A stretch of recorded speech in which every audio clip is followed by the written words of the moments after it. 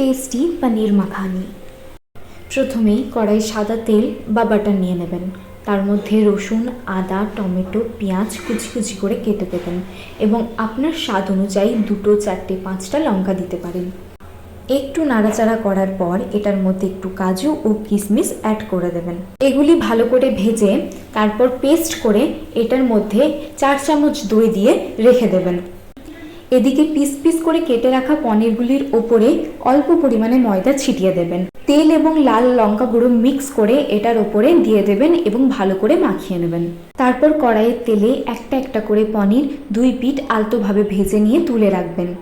খেয়াল রাখবেন যাতে বেশি ভাজা না হয়ে যায়, বেশি ভাজা হয়ে গেলে খেতে ভালো লাগবে না।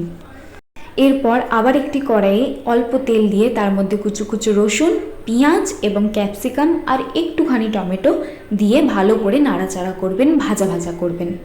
এগুলি সুন্দর করে ভাজা হয়ে গেলে একটা সাইড করবেন এবং এক সাইডে অল্প হিং, অল্প ধনে গুঁড়ো, হলুদ গুঁড়ো ও লাল লঙ্কার গুঁড়ো যেটা ঝাল দিয়ে দেবেন এবং সামান্য পরিমাণ স্বাদের জন্য চিনি অ্যাড করবেন। একটুখানি গোটা জিরেও দেবেন।